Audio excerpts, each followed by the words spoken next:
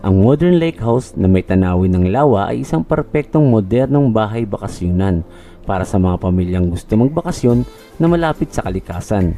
Ito ay matatagpuan sa bayan ng Pililla, Rizal. Ayan, Pililla na tayo. Welcome to Pililla, Rizal. Meron itong 5 silid tulugan, kusinang kompleto sa gamit, at libreng maluwag na parking lot. Meron din silang basketball court, billiard table, playground. May playground din sila dito. Ayan, playground. At malawak na space para sa iba pang activities tulad ng football at iba pa.